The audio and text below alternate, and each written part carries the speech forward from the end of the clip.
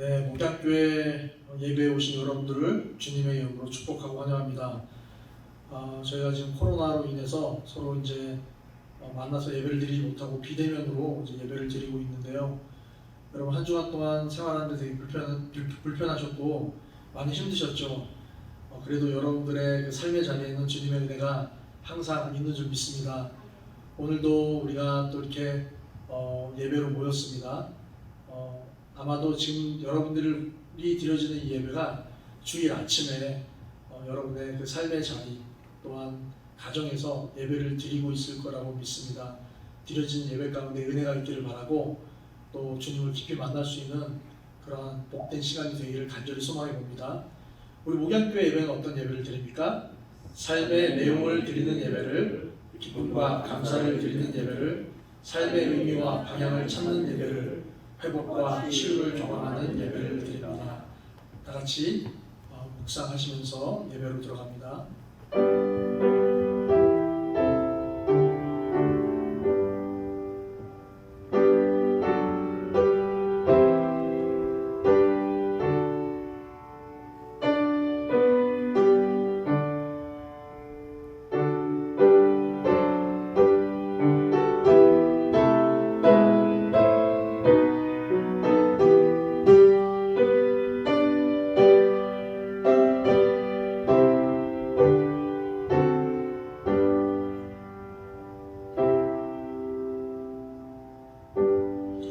왕이신 나의 하나님이여, 내가 주를 높이고 영원히 주의 이름을 송축하리이다. 내가 날마다 주를 송축하며 영원히 주의 이름을 송축하리이다. 여호와는 위대하시니 크게 찬양할 것이라. 그의 위대하심을 측량하지 못하리로다. 대대로 주께서 행하시는 일을 크게 찬양하며 주의 능한 일을 선포하리로다. 아멘. 주님, 오늘도 우리가 주님의 그 은혜 앞에 나왔습니다. 우리를 창조하시고 또한 우리를 이끌어 주시고 죽음에서 살리시고 또한 영원한 생명을 주신 그 주님의 위대한 일을 우리가 바라보며 우리가 주님의 그 지성소 가운데로 나아갑니다. 우리의 예배를 받으시고 주님, 우리가 주님의 그 영광 앞에서 주님의 큰 은혜를 다시 받아 새 힘을 얻는 그러한 예배가 되게 하여 주옵소서. 감사드리며 예수님의 이름으로 기도드립니다. 아멘. 우리 다 같이 주님을 생각하면서 우리가 예배 가운데 함께 한 자리에 함께 모여 있는 마음으로 주님 앞에 찬양하며 예배로 들어갑니다.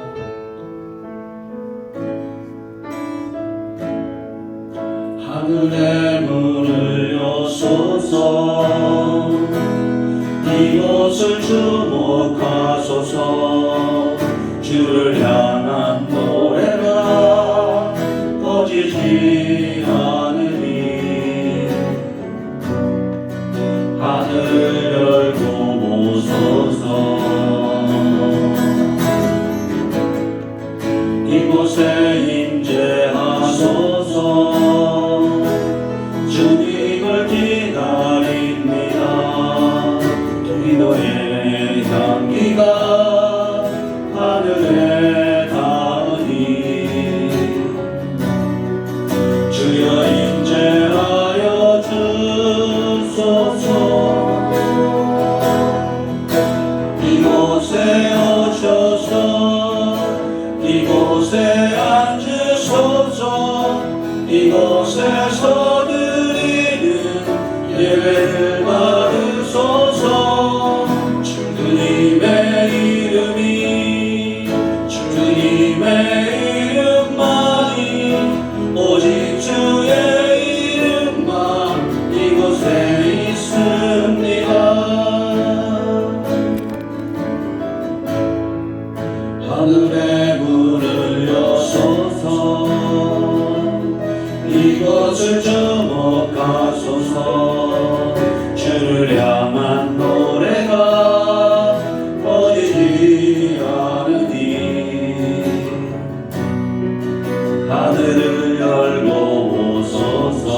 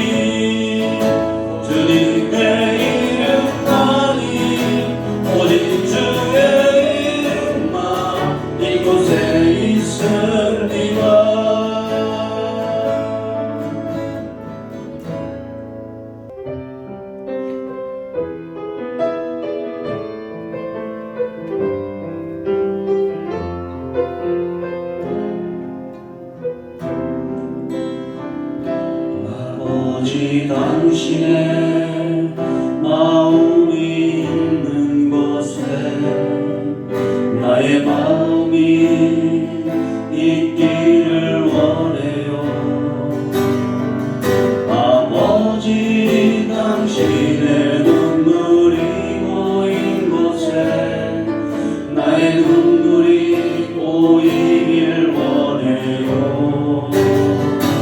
아버지 당신이 바라보는 영혼에게 나의 두 눈이 향하길 원해요. 아버지 당신이 울고 있는 어두운 땅에 나의 두 발이 향하길 원해요. 나의 마음이 아버지의 마음만아 내 모든 뜻 아버지의 뜻이 될 수 있기를 나의 온몸이 아버지의 마음만아 내 모든 삶 당신의 삶 되기를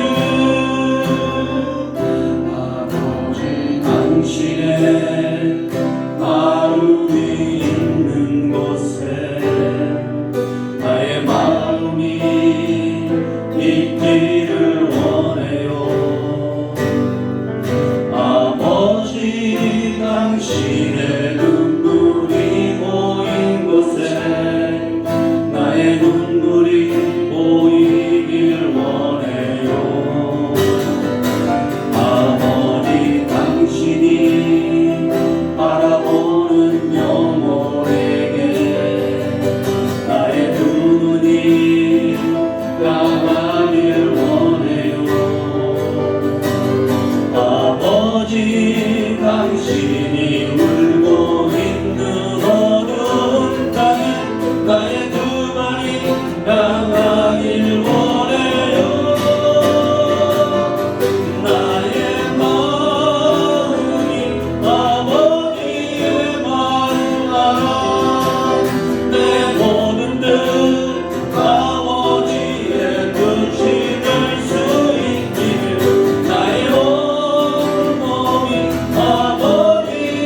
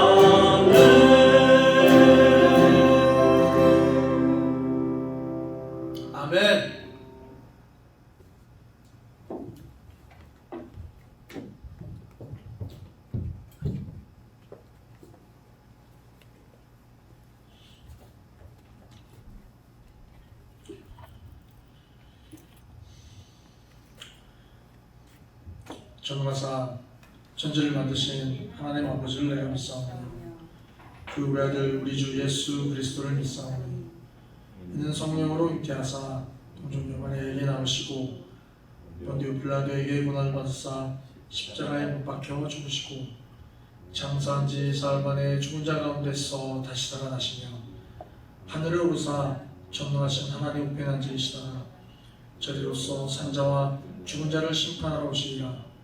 성령을 믿사오며 거룩한 공예와 성도가 서로 교통하는 것과 죄를 사하여 주신 것과 몸이 다시 사는 것과 영원히 산 것을 믿사옵나이다.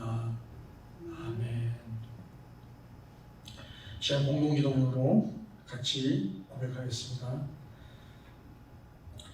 사랑의 하나님 아버지, 주님의 말씀과 성령의 인도하심보다 세상과 내 안의 소리에 귀 기울이며 사랑은 우리를 용서하여 주옵소서. 주님의 용서하라는 말씀보다 절대 용서하지 말라는 내 상한 감정에 귀를 기울였습니다. 내가 용서하기 전에는 하나님도 용서하실 수 없다고 생각했습니다. 주님이 용서하신 것을 조롱했으며 주님이 참고 기다리신 것에 분노의 말을 쏟아냈습니다. 주님이 덮어주신 허물을 들추어내기에 바빴고 나의 상한 감정에 사로잡혀 회복을 갈망하시는 주님의 마음은 외면했습니다. 주님은 십자가에서 죽기까지 사랑하셨는데 우리는 죽기까지 미워하고 정죄하였습니다. 우리의 죄를 용서하여 주옵소서. 연약한 우리지만 주님 닮아 끝까지 사랑하게 하옵소서. 예수님의 이름으로 기도드립니다. 아멘. 이 시간에 예배자가 예배를 위해서 나오실 때까지 공동기도문의 기도를 각자 자신의 기도로 올려드리며 기도하기를 바라겠습니다.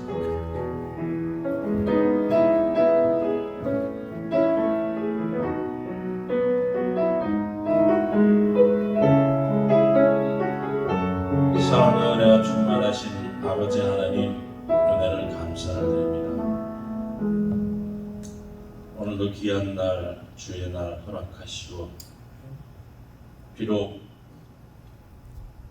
각자의 자리에서 예배드리는 시간이지만 주님 함께 하심으로 저희가 한 마음이 되게 도와주시옵소서. 참으로 온 나라가 코로나19라는 이 질병으로 인하여 심히 고통받고 있습니다. 주님 아시지요?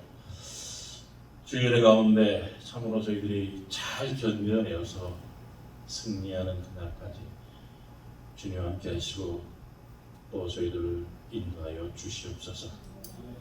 참으로 어려운 가운데 예배드리는 주의 백성들 기억하시고 저들의 마음을 위로하시고 또 그 가운데 슬픔이 아버지 하나님 생기지 않도록 도와주시옵소서.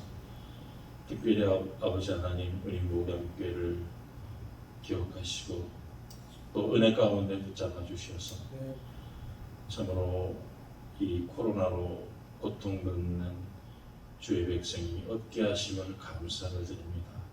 참으로 저희들이 견디고 견뎌내어서 승리하는 그날까지 주님 함께 주시옵소서.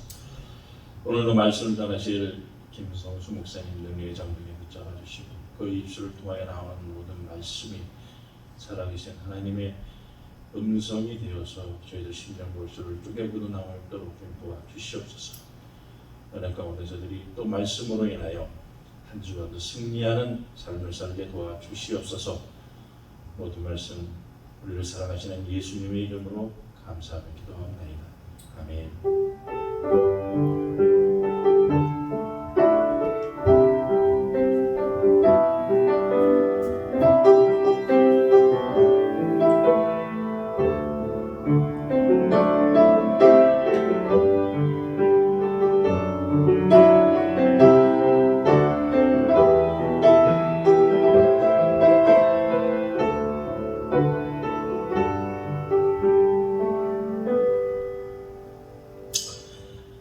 우리가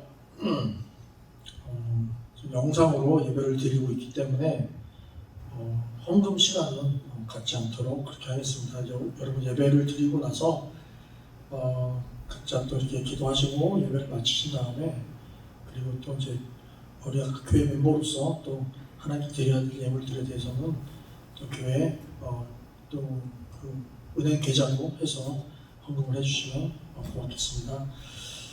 특별한 광고는 없고요. 지금 코로나19로 인해서 정부 시책이 지금 2.5로 계속 지금 유지가 되고 있는 상황 가운데 있습니다. 그래서요, 아마도 이번 주 지나고 다음 주까지도 연장이 될 것 같고, 언제 또 이게 끝날지는 모르겠습니다. 상황에 따라서 아직까지도 한 하루에 몇 명씩 나오죠? 200명씩 나오죠? 그런 상태로 있기 때문에 이게 빨리 이게 수그러들지는 않을 것 같습니다. 그래서 아무래도 좀 안정적인 그러한 상태까지 가려면은 아무래도 좀 시간이 걸릴 것 같습니다. 그래서 여러분 그런 가운데 교회를 나오지 못하는 것이 어찌 보면 우리가 피부적으로 굉장히 많이 힘들고 답답하고 또 서로 교제하지 못하는 거기 때문에 영적인 어떤 그런 고갈감이 갈증이 좀 올 수 있는 그런 시기이기도 합니다. 그렇기 때문에 우리가 그럴 때일수록 가정에서요 보다가 경건한 시간들을 많이 보내야 됩니다. 그래서 말씀도 많이 읽고 또 개인적으로 찬양도 하고 가정 예배를 드릴 수 있으면 함께 드릴 수 있도록 하고 또 정한 시간에 또 기도할 수 있는 시간도 갖는 것이 굉장히 우리에게는 지금 굉장히 필요한 그런 때가 아닌가 싶습니다. 그래서 오히려 이런 기회를 통해서요 우리의 믿음이 주님 앞에 좀 더 경건한 모습으로 갈 수 있는 그러한 시간들이 되었으면 좋겠다 싶습니다. 특별한 광고는 없고요. 이번 돌아오는 금요일인가요? 북클럽 화요일인가요? 네, 화요일 날 내일 모레죠. 화요일 날 저희가 이 북클럽에서 읽었던 책을 나누려고 했는데 나누는 것도 중요하고요. 그동안 계속 나눠왔으니까. 근데 그 책이 소설인데 침묵이라는 책입니다. 근데 그 책에 대한 내용을 가지고 영화로 만들어졌어요. 그래서 사일런스라는 그 영화 제목으로 그 영화가 넷플릭스에서 나왔습니다. 그래서 북클럽에 있는 그 우리 팀들이 같이 저희 집에서 모여서 영화를 보면서 같이 또 은혜를 나누는 그런 시간들을 가지려고 합니다. 혹시 그 북클럽에 참여하지 않으신 분들도요 저희 집에 오셔서요 또 이렇게 집들이는 아니에요 오셔가지고 같이 영화를 보면서 또 은혜를 나누고 좋은 시간, 좋은 교제를 좀 가졌으면 좋겠다 싶습니다. 그래서 오실 분들은 저한테 연락을 주시면 감사하겠습니다. 자, 말씀 나누겠습니다. 말씀은 마가복음 9장 30절부터 37절까지 말씀입니다. 마가복음 9장 30절에서 37절까지의 말씀입니다.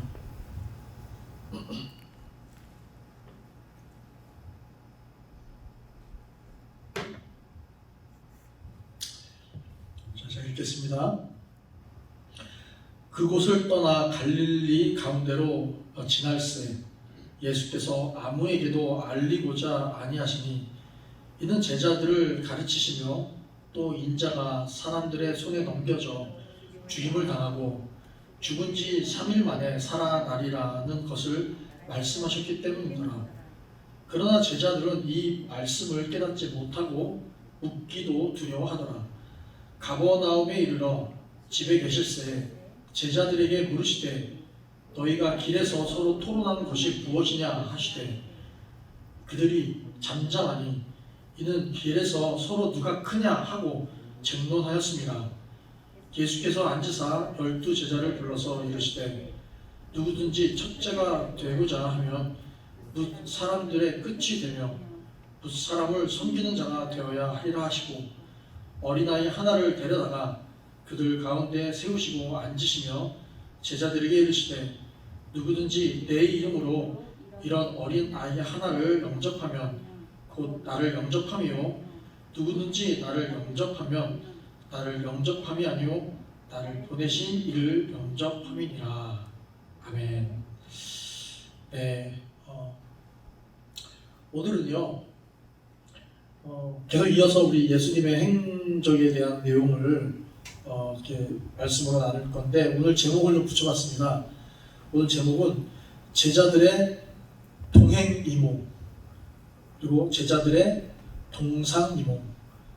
그러니까 제자들이 예수님과 함께 동행하면서 다른 꿈을 꾸고 예수님과 똑같은 것을 보면서도 다른 생각을 하고 있다, 다른 꿈을 꾸고 있다 라는 그러한 의미를 가지고 제자들의 동상이몽, 동행이몽이라는 제목으로 말씀을 한번 나눠보고자 합니다. 여러분, 성경에서 우리에게 전해주고 있는 이 복음이 있어요.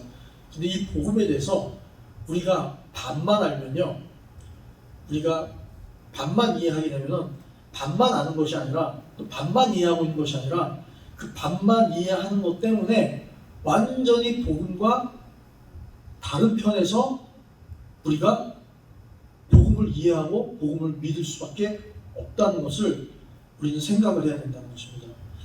오늘 이 본문은요, 9장 1절부터 해서 그 이야기가 계속 이어지고 있어요.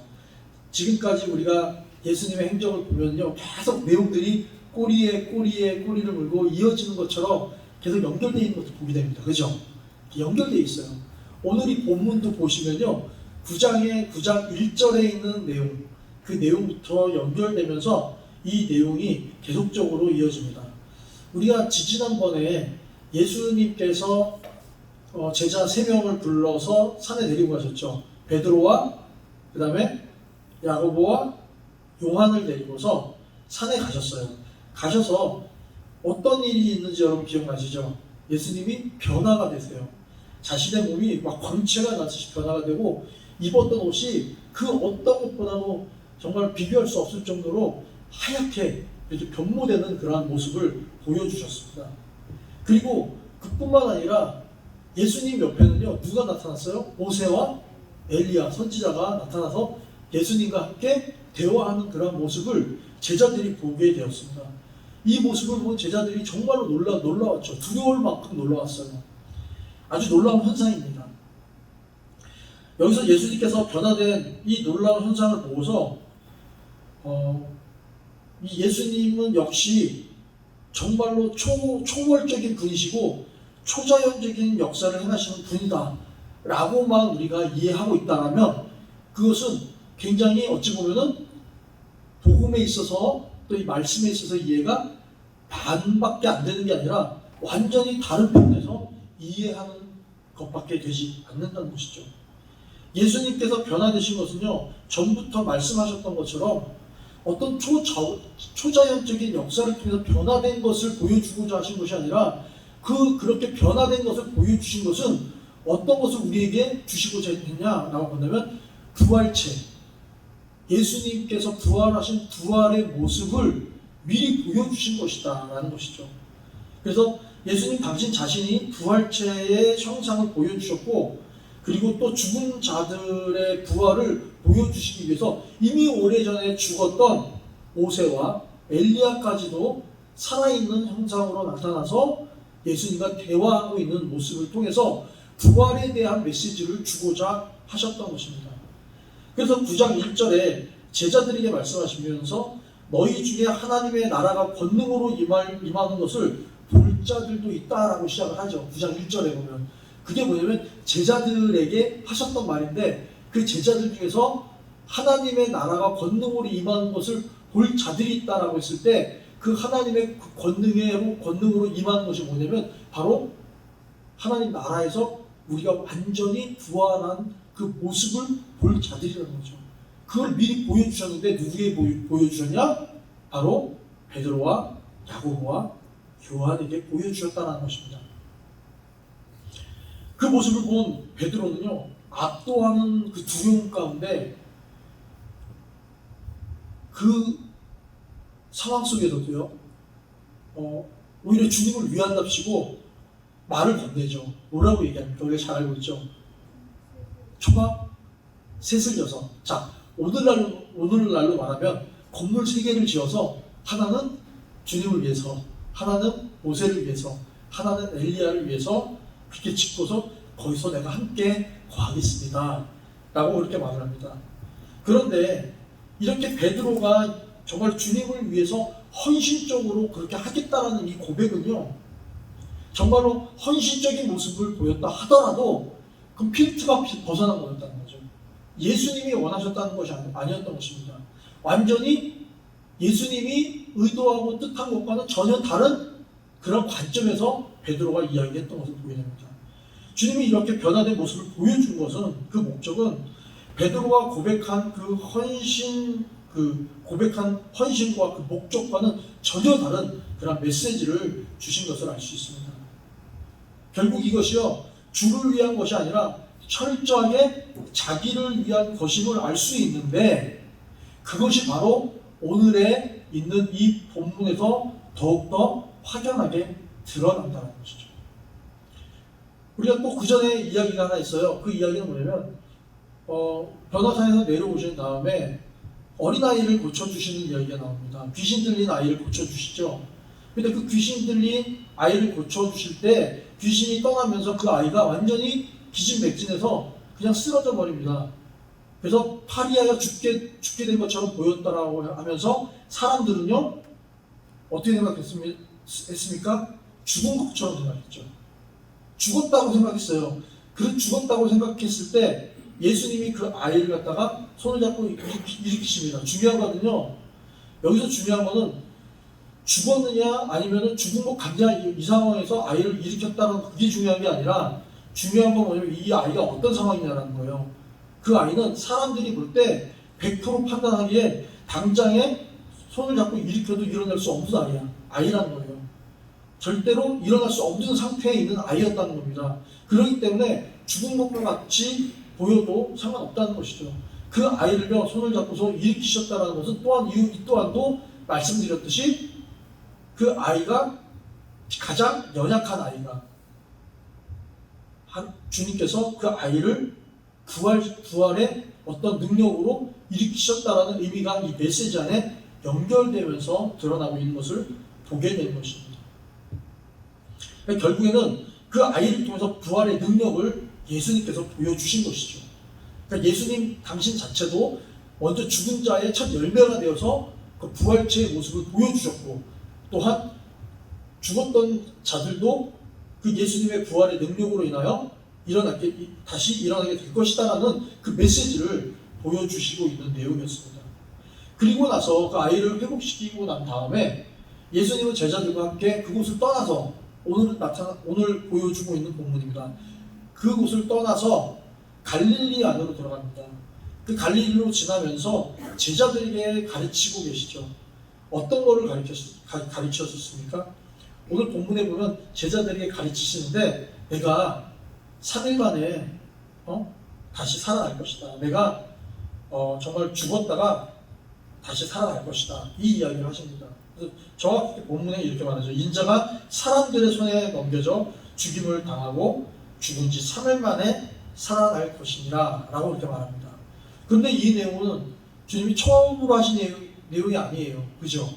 예전에도 한번 하셨고, 그리고 그 변화된 그 산에서 내려오면서 제자들에게 또 내가 죽었다가 다시 살아나기 전까지는 이라는 이런 표현을 쓰시면서 내가 이렇게 변화된 모습을 사람들에게 알리지 말라까지도 이야기하십니다. 결국에는 몇 번을 먼저 이야기하셨습니까? 2번을 먼저 이야기를 하셨어요. 그리고 이 이야기를요, 보다 더 어떻게 보면 관념적으로나 아니면 메타포, 은유적으로 말씀하신 것이 아니라 아주 직설적으로 이야기를 하고 계십니다. 인자가 사람들의 손에 넘겨져 죽게 될 것인데, 내가 죽어도 사흘 만에 다시 살아날 것이다 라고 아주 명백하게 지금 말씀을 하고 계셨어요. 근데 이 이야기를 하시면서, 이 이야기를 갈릴리길을 지나가시면서 제자들에게 그 이야기를 가르치셨는데, 가르치시면서 또 하신 말씀이 아무에게도 이 일을 알기를 원치 않았다라고 말씀합니다. 그런데 이 이야기는 말 그대로 은유적으로 이야기를 한 것이 아니라 문자적으로 있는 그대로 말씀을 하셨다는 거예요. 그거를 가르치셨다는 거예요. 보시면요, 예수님께서 굉장히 비유적인 것들을 많이 쓰셨어요. 하나님 나라를 이렇게 설명하실 때 비유로 설명하셨죠. 그죠? 하나님의 나라는 마치 이와 같은 하면서 비유를 패러블을 들으셨어요. 그죠? 비유로 들으셨다는 거죠.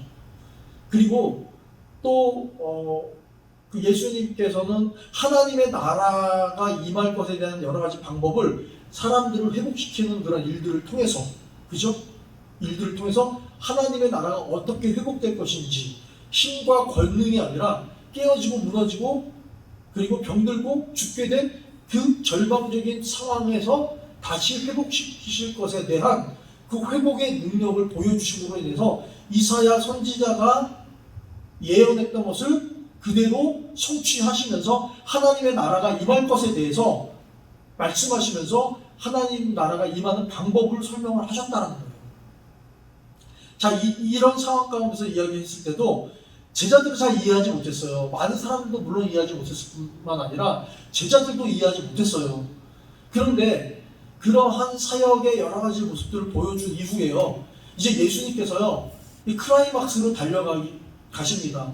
하나님께서 보내신 일을 갖다가 이제 완성을 하기 위해서 이제 그러한 어찌 보면 마라톤으로 이야기하면 그 중간 지점을 찍고 이제 다시 돌아오는 그 지점에서 어찌 보면은 예수님께서 이제 마지막에 해야 할 일, 바로 십자가의 죽으심과 그 부활의 능력의 사건을 행하시기 전에 그것을 제자들에게도 이제 알리기 시작하신다는 거예요. 그런데 오늘 이 본문에 보시면은 제자들이 이해를 하지 못한다는 거예요. 이해하지 못하는 것에 대한 설명을 전에도 한번 여러분들에게 설명을 해드렸습니다. 그래서 굳이 한 번 더 이거를 이해하게 되면은 또 시간이 오래 가니까 그것은 제가 생략하도록 하겠습니다. 아무튼 간에 지금 예수님께서는 제자들에게 이렇게 이야기를 하시죠. 어떤 이야기를 하시냐면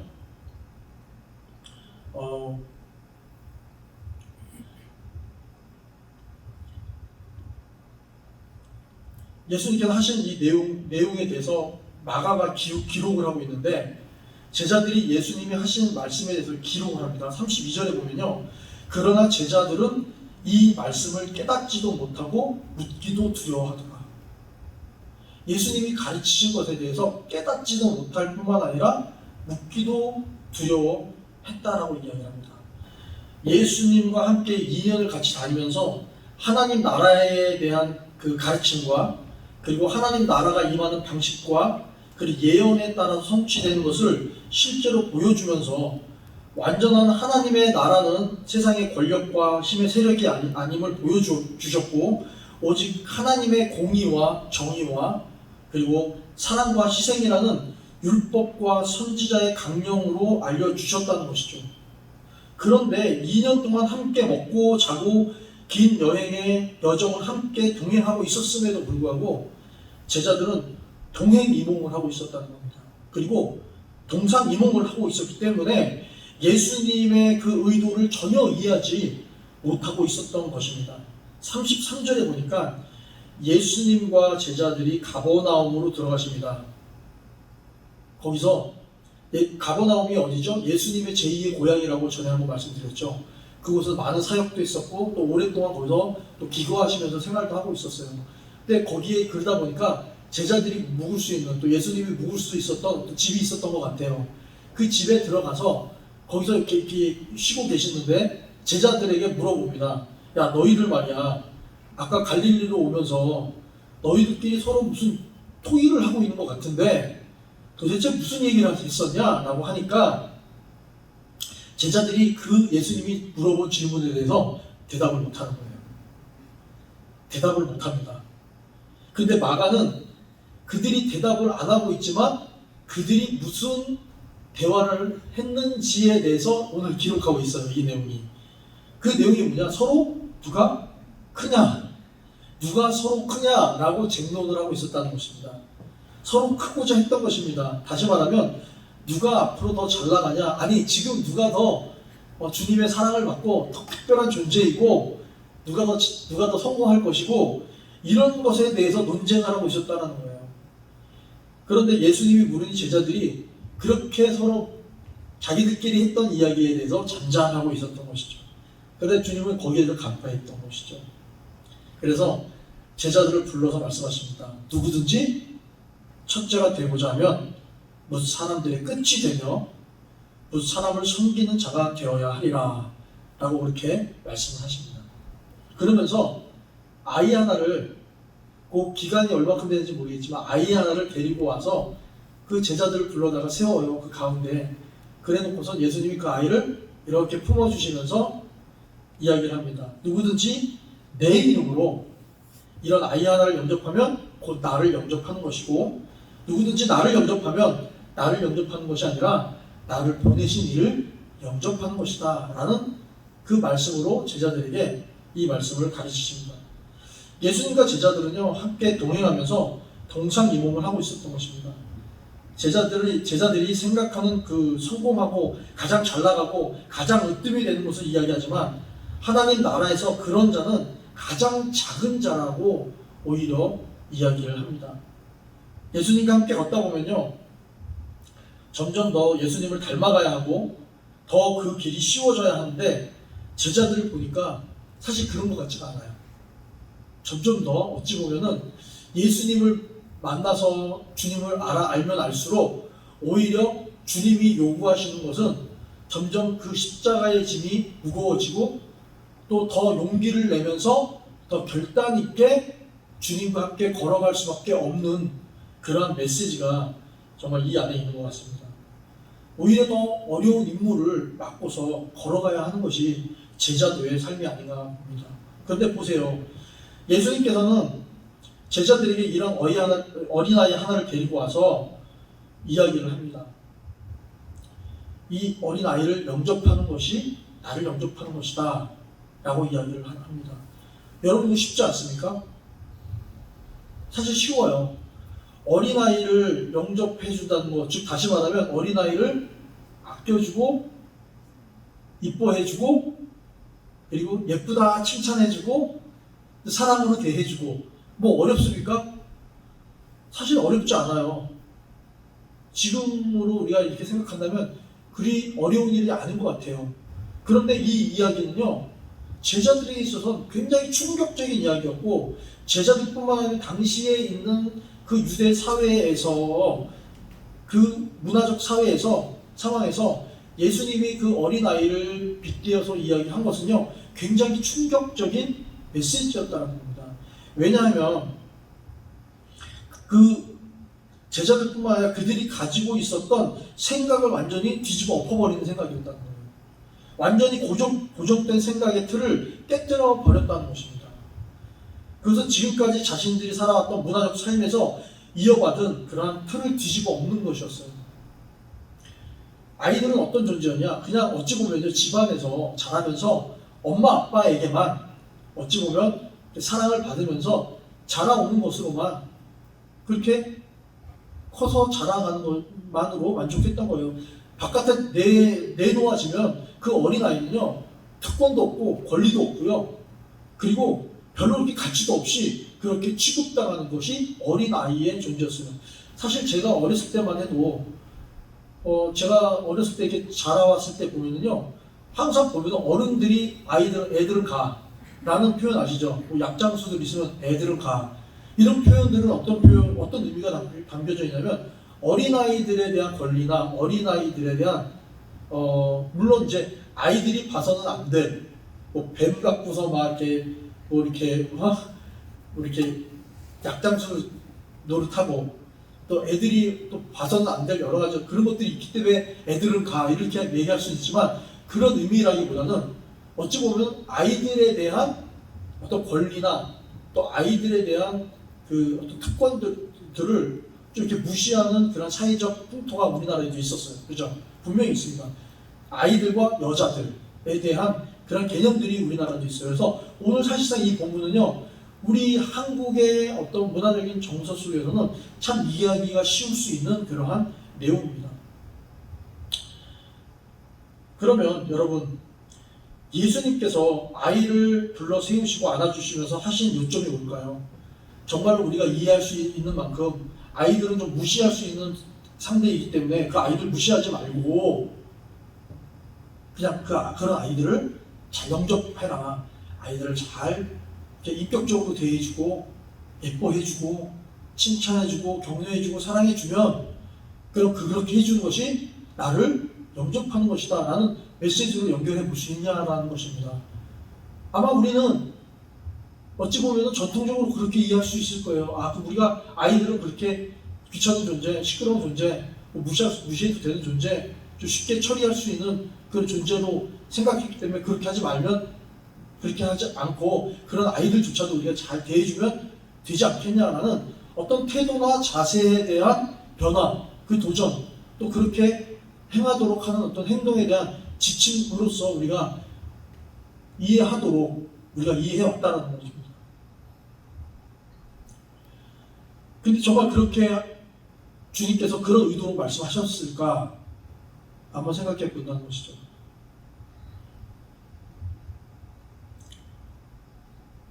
그렇기 때문에 그렇게 본다면 그런 개념에서 이 본문을 본다면 주님께서 하신 이 말씀은요, 우리에게 그다지 충격적이거나 아니면 굉장히 도전이 되거나 아니면 우리의 생각과 사고를 갖다 바꿔야 되는 어떠한 그러한 메시지로서 연결되어 있지 않다는 거예요.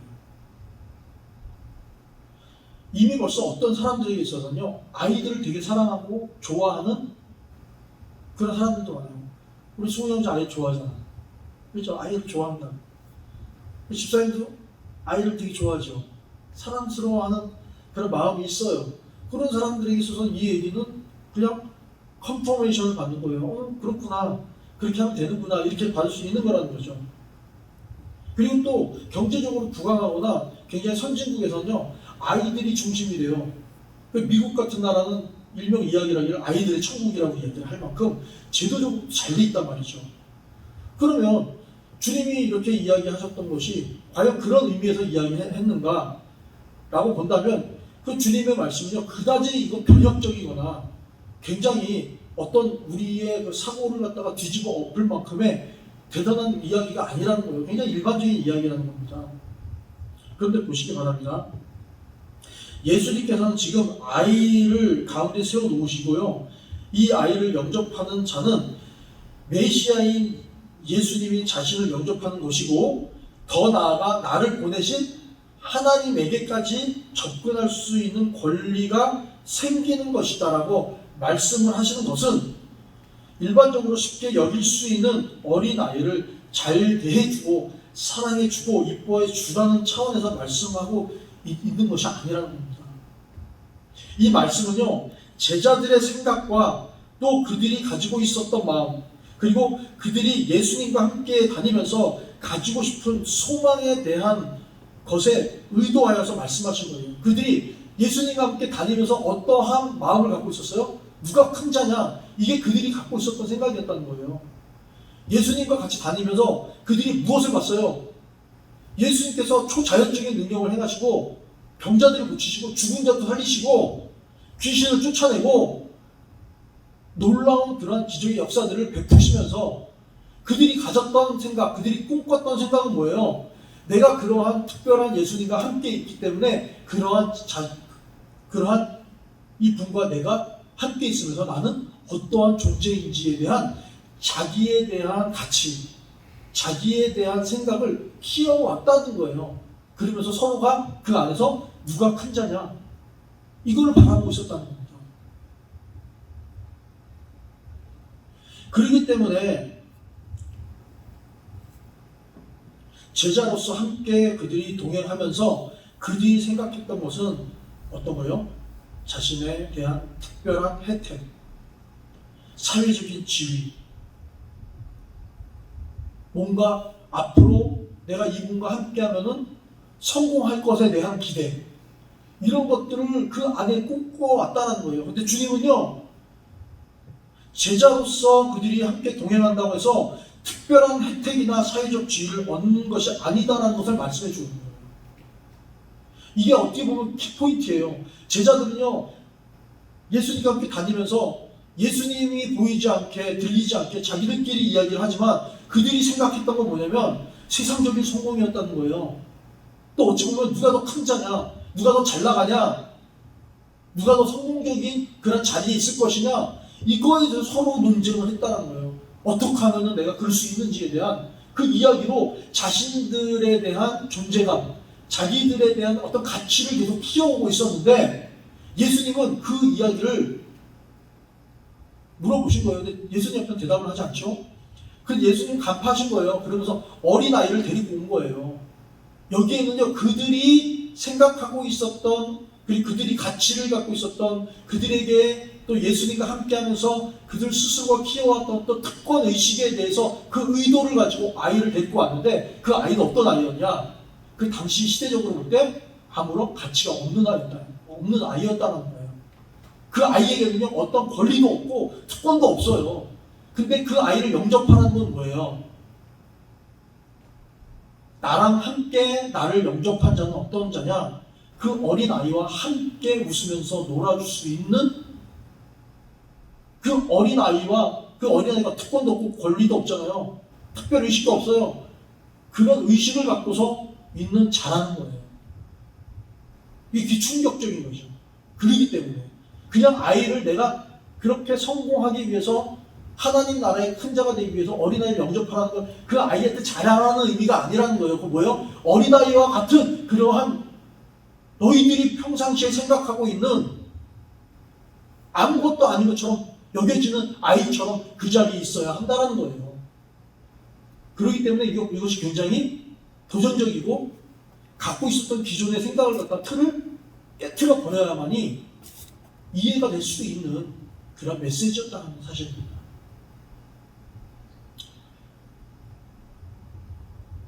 여러분 아시잖아요.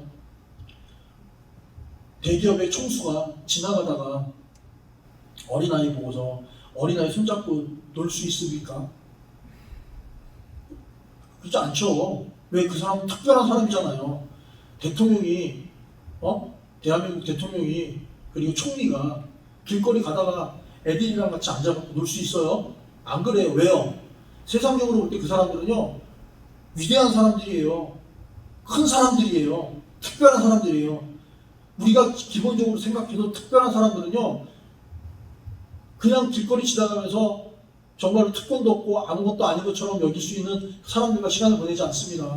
절대로.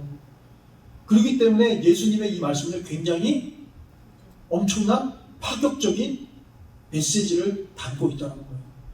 그런데 우리가 생각을 해보세요. 교회 신앙생활을 하면서 예수님과 가까워지고 정말 주님을 더 많이 알고 더 많이 기도하고 더 은사를 많이 받고 뭔가 특별한 것을 경험하고, 그렇게 하면 할수록요, 우리 안에 뭘 키워가고 있는지 아세요? 특권 의식을 갖고 있는 거예요. 이게 우리 안에 갖고 있는 병폐예요. 내가 주님과 가까이 있기 때문에 나는 특별해. 내가 기도의 은사를 받았기 때문에 난 특별해. 그러니까 난 특별하니까 다른 사람들은 어때요? 나보다 내 밑에 있어야 되는 거야. 왜? 내가 큰 자가 돼야 되니까. 왜? 나는 주님과 가까이 있기 때문에. 내 주님과 동행하니까. 이러한 인식을 갖고서 신앙생활을 하는 사람들이 얼마나 많은지 몰라요. 여러분, 한국교회가 들어야 돼요. 한국교회가 꼭 들어야 될 메시지가 바로 이겁니다. 여러분, 교회가 크다고요, 훌륭한 사람이 됩니까? 큰 교회 목사라고 훌륭한 사람입니까? 작은 교회 목사라고 보잘것 없는 목사입니까? 작은 교회 다닌다고 그 사람들의 신앙이 보잘것없는 신앙입니까? 절대 그렇지 않잖아요. 그런데 많은 교회들이 그런 인식을 갖고 있어요. 큰 교회 보면 마치 대단한 것처럼 생각을 하고, 작은 교회 보면 굉장히 뭔가 마치 이렇게 성공하지 못하고 실패한 것처럼 보이고 하는 그런 구도를 갖게 된 것은 뭐예요? 바로 이러한 의식에서 나온다는 겁니다. 예수님과 가까우면 가까울수록 특별한 존재가 되려고 합니다. 영적으로 권위적이고 싶고, 타이틀에 걸맞는 대접을 받고 싶고, 또 그런 것을 유지하기 위해서 사람들에게 흐트러지는 모습을 보이지 않고, 자면서도 마치 군복을 입는 것처럼 자기를 무장하면서 살아가야 하는 것처럼 살아가는 모습들이 있다는 거예요. 하지만 주님은 말씀하십니다. 예수와 가까우면 가까울수록 특별한 존재가 되기를 소망하는 것이 아니라 어린아이와 함께 놀아주고 함께 시간을 보낼 수 있는 가치 있게 취급받지 못하고 특권과 권리 또한 스스로 가질 수 없는 아이들과 같이 그들과 그 자리에 있어야 한다는 거예요. 이건 하나의 상징적인 거예요. 어린아이는요. 교회 안에 무시당할 수 있고 무시할 수 있는 사람들 우리가 구분해 놓는 게 있다는 거예요. 그러면 안 된다는 겁니다. 어떠한 사람도 우리는 함께 그들과 함께 그 자리에 있어줄 수 있는 그 마음을 가져야 한다는 거예요. 내가 더 신앙이 있고 내가 더 주님을 잘 알고 내가 더 오래 신앙생활을 했기 때문에 나는 저 사람보다 낫다라고 생각하는 그 마음 자체는요, 우리 안에 갖고 있는 특권의식이라는 거예요. 그것 때문에 어떻게 됩니까? 십자가를 지지 못하는 거예요. 그것 때문에 예수님께서 십자가를 지셨을 때 다 도망갔습니다. 제자들이. 그 특권의식 때문에.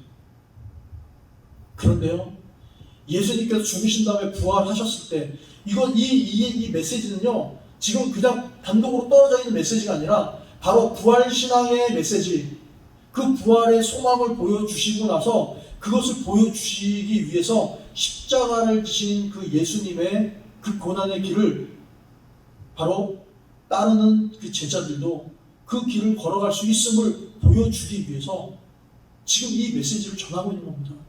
특권의식을 가지면은요, 십자가를 질 수가 없어요. 예수님조차도요, 하나님의 아들로서 가장 높으신 분이 이 땅에 오셔서 우리보다도 더 낮은 자리에서 섬기셨던 것이 바로 이 메시지라는 거예요. 사랑하는 성도 여러분,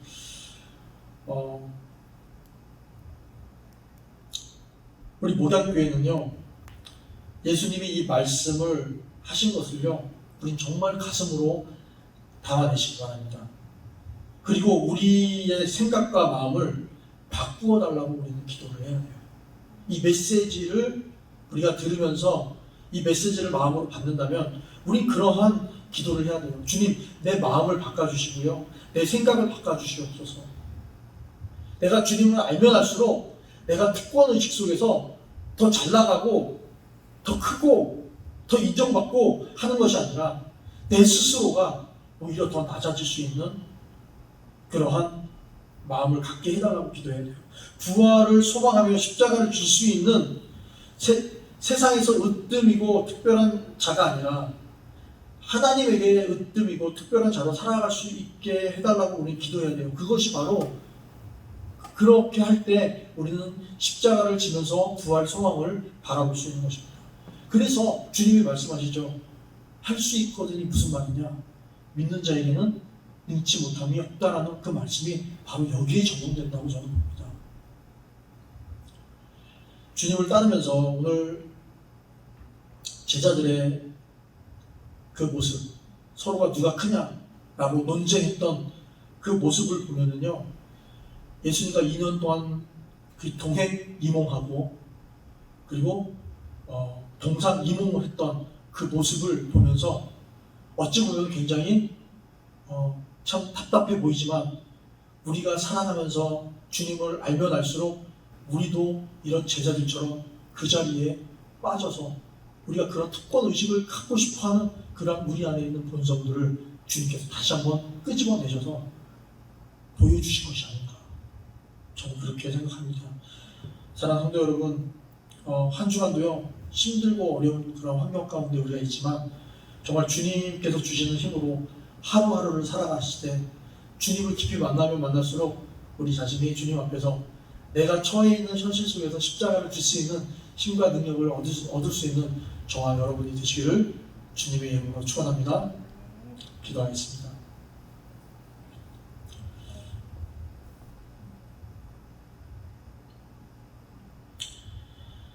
같이 기도하겠습니다. 사랑하는 하나님 아버지, 우리가 주님을 알면 알수록 가까이 하면 할수록 높아지지 않고 특별한 의식에 빠져 그것들을 지키기 위해서 몸부림치기보다는 눈길 가지 않는 자리에서 우리 자신을 내려놓을 수 있는 겸손으로 섬기게 하여 주옵소서. 특권의식이 우리의 신앙의 기둥이 되지 않게 하시고 특권의식을 끊임없이 털어내는 그런 믿음을 갖게 하여 주옵소서. 그래서 주님이 지신 십자가로 내가 특권의식으로 살지 않게 하시고 나도 내 십자가를 줄 수 있는 자리에서 부활 소망을 바라볼 수 있는 하나님 나라의 백성으로 살아가게 하여 주옵소서. 오늘도 주님의 은혜를 생각하며 귀한 예물을 가지고 나왔습니다. 이 예물이 교회를 세우는 일들 가운데 온전히 쓰일 수 있게 하여 주시고 저희가 11조와 감사헌금과 선교헌금과 또한 각종 목적 예물을 드릴 때 하늘의 풍성함이 우리의 삶의 자리 가운데 그리고 교회 공동체 가운데 넘칠 수 있도록 은혜를 베풀어 주시옵소서. 복을 바라고 예물을 드리지 않게 하시고 은혜를 받았기에 복된 예물로 드리게 하여 주옵소서.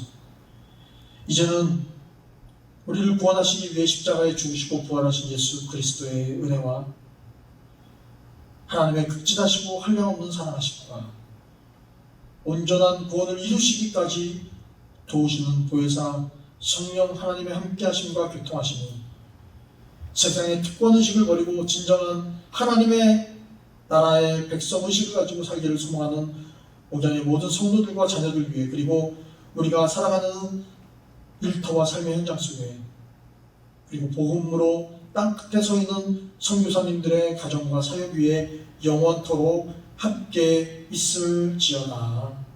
아멘.